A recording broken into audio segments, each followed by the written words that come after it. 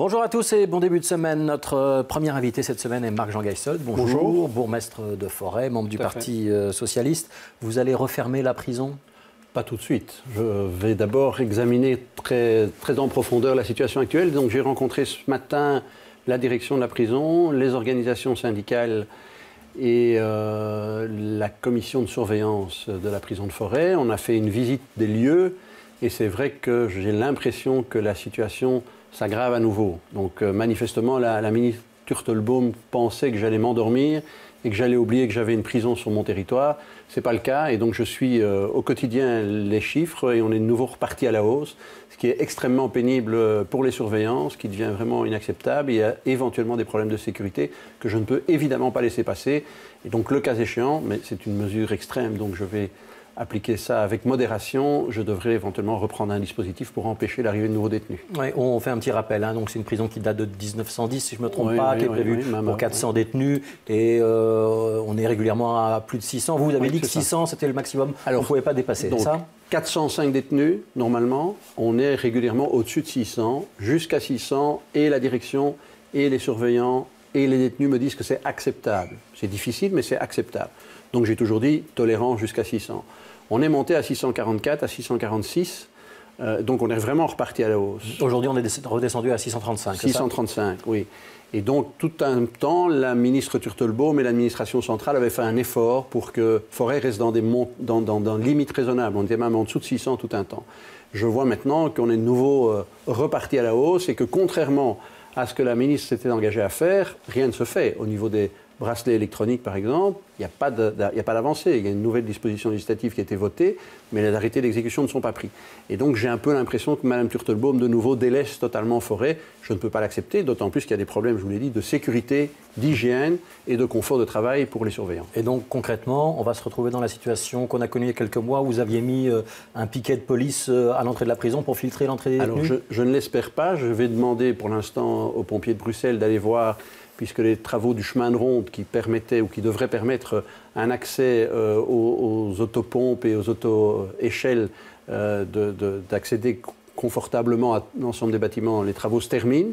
Donc je vais faire vérifier pour m'assurer que c'est bien en ordre. Et ça, c'est un autre problème, c'est le problème de la lutte contre l'incendie. Oui, c'est ça, mais c'est aussi la responsabilité du bourgmestre que de veiller à la sécurité incendie de l'ensemble des bâtiments sur le territoire de la commune. Et quoi, la prison n'est pas aux normes en termes de lutte contre l'incendie ? Alors j'ai quand même des inquiétudes parce que les syndicats me disent que certains extincteurs, par exemple, ne sont plus contrôlés régulièrement faute de personnel. Il manque 7 équivalents temps plein dans l'ensemble du personnel, donc il y a toute une série de tâches qui ne sont pas assurées. Les équipes de première intervention qui devraient exister dans toutes les ailes et qui sont généralement organisées au niveau des surveillants ne sont pas garanties pour l'instant. Donc tout ça, c'est des situations qui me paraissent totalement inacceptables. Et donc là, il va falloir que la ministre prenne enfin des bonnes décisions et qui portent à terme, et pas chaque fois faire du sparadrap comme elle a l'habitude. Donc ça, c'est la lutte contre l'incendie. Oui. C'est pas tout à fait la même chose que la surpopulation. Est-ce qu'on va avoir des policiers aux portes de la prison de Forêt ? À partir de quand ? À partir de quel chiffre ? Est-ce que vous avez arrêté une politique ? Si on ne bouge pas et qu'on continue à aller à la hausse et qu'on ne redescend pas vers les 600, je vais demander au chef de corps de remettre un dispositif pour empêcher l'accès de détenus, bien sûr. Est-ce que vous répondez à ceux qui disent oui, Marc-Jean Gaïssol, ça a trouvé un moyen commode de faire campagne électorale, il a fait le coup en juin, il a refait le coup en novembre, il refait le coup maintenant ? Alors, en juin, il n'y avait pas d'élection.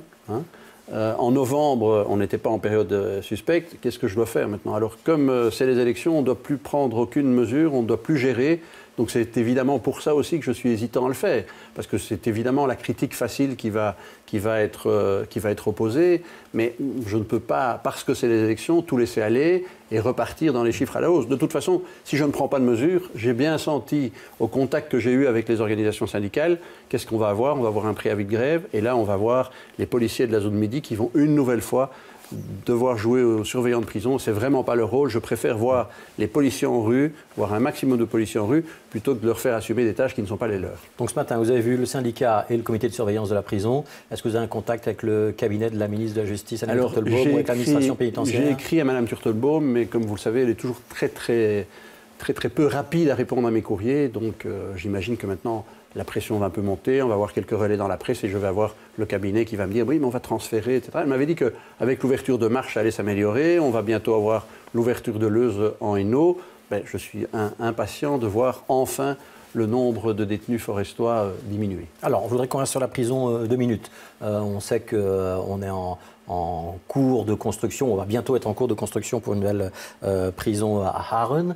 Qu'est-ce qu'on va faire des prisons de Saint-Gilles et Forêt une fois que Haren existera? Alors il y a un projet de réaménagement qui est étudié au niveau des communes et du cabinet du ministre-président pour l'instant.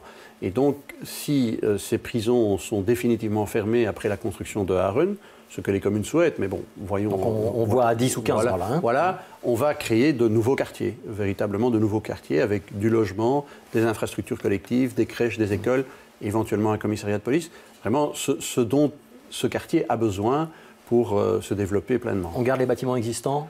Alors ça, c'est tout un débat. Vraisemblablement, il y a moyen de garder en tout cas une partie, parce que ça, architecturalement, c'est quand même un patrimoine bruxellois.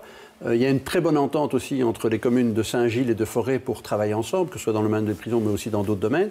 Et donc, on va faire quelque chose qui soit cohérent au niveau urbanistique et qui profitera à l'ensemble des deux communes. Donc ça veut dire qu'on gardera une partie des bâtiments et qu'on en rajoutera d'autres, c'est ça l'idée? Il y aura un concours d'architecture, comment est-ce que vous allez procéder avec Charles Piquet? Vous savez que quand on fait un aménagement d'une telle superficie, il y a plusieurs possibilités, où on garde les bâtiments à front de rue, où on fait du façadisme, où on travaille plus en profondeur, où on réaménage carrément une partie des ailes pour en faire... certains ont dit pourquoi pas faire un hôtel. C'est vrai qu'on pourrait développer un hôtel, ça s'est déjà fait ailleurs dans le monde. Ce seraient des solutions originales en matière d'urbanisme. Je pense qu'on présentera, mais sans doute après le 25 mai, les projets qu'on a pour qu'on ne nous taxe pas encore de faire des choses en période suspecte. Alors, je voudrais qu'on parle un instant de Audi-Forêt, oui. Avec l'arrivée de la S1. C'est une bonne nouvelle pour la commune? Oui, je crois que c'est une bonne nouvelle parce que ça veut dire que ça renforce Forêt dans l'univers Audi. Les rapports sont bons. On a quelquefois évidemment des intérêts divergents, mais on arrive à se mettre autour de la table et à trouver les meilleures solutions. Donc tout ce qui peut garantir et augmenter l'emploi bruxellois et développer l'économie régionale est bonne. Donc il y a Audi-Forêt, il y a aussi 750 sous-traitants, oui, dont une partie située sur le territoire de la commune. Hein. Tout à fait. Qu'est-ce que vous avez envie de faire sur... il reste quelques réserves foncières aux alentours d'Audi-Forêt qui sont sur le territoire de votre commune. C'est avec Anderlecht une des communes où il y a encore la possibilité de faire du bâti. On va faire quoi? On va faire des grands immeubles? On va faire des petits immeubles? Alors, on fait un urbanisme qui soit acceptable pour les habitants. On doit aussi penser à créer des infrastructures... Des équipements d'intérêt collectif. Hein. On a des écoles, des crèches. Oui, voilà. Ouais. Donc on a un projet qui se développe avec l'aide normalement de la Fédération Wallonie-Bruxelles pour développer une école chaussée de Nerstal sur une partie du BEMT à front de rue qui sera un bâtiment écran par rapport à la zone de sport et à la zone verte. On espère que le dossier avancera. Je pense qu'il y a des accords de principe au niveau du cabinet de la Fédération Wallonie-Bruxelles qui ferait la possibilité de créer 450 places nouvelles sur Forêt. On a aussi un développement dans l'espace Diversity, éventuellement d'une école néerlandophone, qui permettra aussi de libérer des places dans les espaces occupés actuellement par l'école néerlandophone, en partie école francophone du côté de la rue du Monténégro. Donc c'est des beaux projets qui doivent se mettre en place, mais qui prennent hélas beaucoup de temps. Est-ce que c'est pour être le relais de ces projets que vous avez décidé d'être candidat aux élections régionales ? En partie, moi je suis persuadé, d'ailleurs je le vois... Vous n'étiez pas, hein, député régional. Hein. Oui, vous êtes un des rares bourgmestres à ne pas l'être. Voilà. Quand je vais à la conférence des bourgmestres, je vois que quasiment tous mes collègues sont à la fois bourgmestres et parlementaires. Ça donne évidemment beaucoup de leviers pour la commune, ça donne des relais intéressants. Bon, j'ai d'excellents amis au niveau du gouvernement bruxellois et donc quand j'ai une difficulté, je peux toujours appeler le ministre-président qui est toujours à l'écoute des problèmes des communes bruxelloises. Mais si en plus je pouvais accéder au Parlement bruxellois, je crois que ce sera... Vous êtes bien placé sur la liste, il y a des chances que vous soyez élu quand même, Marc-Jean Geisels. Il faut quand même faire les voix. Vous faites semblant d'avoir un doute. Ouais, voilà. Est-ce que ça veut dire que l'idée de limiter le cumul entre le majorat d'un côté ou un mandat exécutif dans une commune et un mandat de député régional, c'était pas une bonne idée ? Écoutez, moi je crois que c'est une bonne idée si la règle s'applique à tous et à tout le monde. Mais s'il y a une seule commune sur les 19 qui l'applique, je pense qu'on se déforce un peu. Ouais, et dans l'absolu, parce qu'on sait que le texte finalement arrive un peu trop tard en cours de législature, est-ce qu'on va remettre ce texte sur le métier pendant la prochaine législature ou pas ? Écoutez, ça vous demanderez à ceux qui négocieront les accords de majorité. Le candidat Marc-Jean Geisels, député régional, alors à titre strictement personnel, si la règle s'applique à tous, je n'y suis pas opposé, mais si on continue à créer des inégalités entre certaines communes, je suis plutôt favorable au maintien de la situation actuelle. Ouais, ça veut dire qu'on continue d'avoir des mandataires communaux au Parlement régional, quitte à ce que ce Parlement régional soit une addition d'intérêts communaux plutôt que l'intérêt régional garanti. Oui, mais je pense aussi que c'est important d'avoir des gens de terrain quand on vote des ordonnances ou quand on vote des textes. D'ailleurs, je crois que Yvan Mayer l'a très bien dit. C'est important pour la ville de Bruxelles d'avoir des relais au Parlement fédéral. C'est important pour les communes bruxelloises d'avoir des relais au Parlement régional, parce qu'il faut avoir la connaissance du terrain lorsqu'on prend des textes qui ont une portée générale pour les 19 communes. Et donc, je crois qu'on peut peut-être aménager la manière dont se passe le cumul, mais être anti-cumul en disant non, on voit que l'aspect négatif, je trouve ça un raccourci légèrement populiste. Alors, je voudrais vous parler, il nous reste une minute, de l'Union Saint-Gilloise, oui. Qui sera en fin de journée, si elle dispute le tour final, pour éventuellement monter en division supérieure. Imaginons que l'Union soit un jour en D2. Et je rappelle que l'Union, en fait, il joue au Parc d'Uden, c'est à Forêt. Tout à fait, oui. Le Parc d'Uden est aux normes ou pas pour la D2 ? Je pense qu'il y a quelques aménagements à faire. Donc il y a à la fois le cœur du supporter de l'Union qui dit ce serait merveilleux si l'Union remontait en D2, pourquoi pas en D1 un jour, mais il y a aussi le gestionnaire communal, et c'est le cas de mon excellent collègue Charles Piquet, il y a les gestionnaires communaux qui disent comment on va faire financièrement et ça va nous coûter des sous. Donc, vous pourriez aménager le stade si besoin en est ou pas ? Non, la commune de Forêt n'aura pas les moyens. On est dans un site classé qui appartient à la donation royale. Je crois qu'il faudrait de gros apports financiers venant ou de sponsors privés ou... ça veut dire que l'Union devrait aller jouer ailleurs si un jour elle était en D2 ? Peut-être à la place d'Anderlecht, quand Anderlecht aurait été à Grimbergen. Hein, c'est un long débat, ça. Merci Marc-Jean Geisels d'avoir été l'invité de l'interview.